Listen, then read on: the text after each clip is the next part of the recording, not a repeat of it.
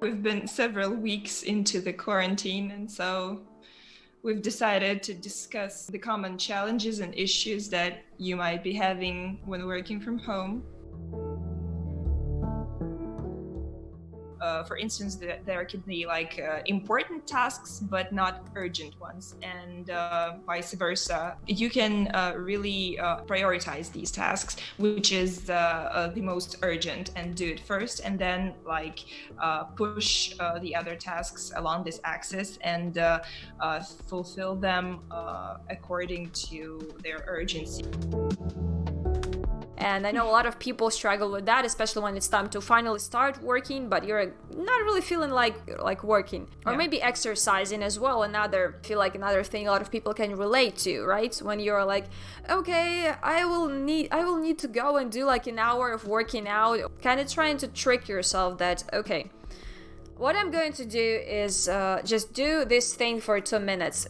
Doesn't really apply to work, but for exercising, like, okay, I'm gonna do squats for 2 minutes, or I really have a lot of reading to do, I really have a lot of documents to go through, and I just hate it. I just hate working with documents, hate working with papers, and like, okay, I will do this like 2 minutes every hour. What holds you back from actually starting to work on a task is that kind of your mind feels like there's a lot of work to do. It's really a lot of work to do, and it's gonna last hours of the work that you hate. And the 2-minute rule actually does help you start doing these tasks, because you kind of trick your mind into, okay, the suffering is not gonna last that long. It won't be 2 minutes. Then after you start, you feel like, okay, it's not that bad. I'm actually getting into it. I'm actually getting the flow.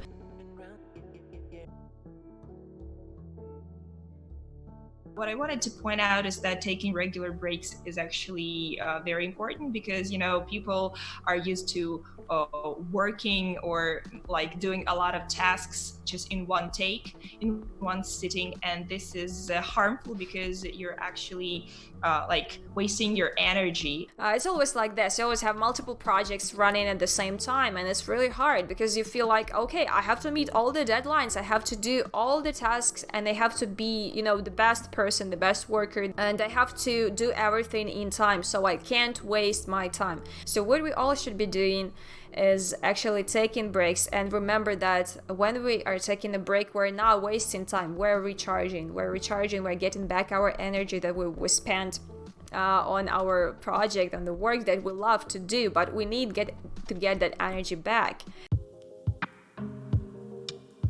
It's good to keep all of the necessary things you need for work around you, so that you can, you know, reach out and grab them if you need them, and not run around the house looking for them.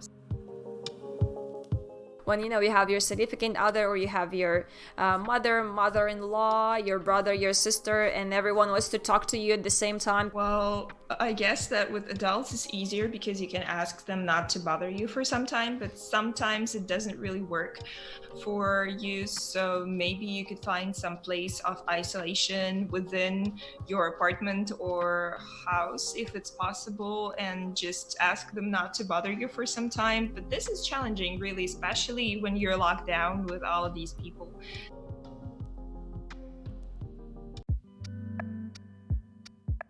But when everything is kind of crazy around, everyone is freaking out around you, and there's also a hurricane going on inside of you, it's even worse. There is nothing to be ashamed of if you feel the need to go and ask somebody for help, like a therapist, like maybe some of your close friends, or maybe some of your relatives who you trust and who you can talk to about this. It's completely normal if we feel insecure, if we feel stressed, if we share these feelings with the people around, and if we get some sort of support from them. Psychologists believe it's good to find a place or a thing that you actually can control, and you know, like feeling of being in control of something in your life can actually help you regain the stability and fight the anxiety for a little bit. You know, like if you know that you can control the time you're having breakfast at, for example, or like some of these trifles that maybe this can help you fight all of these negativity. And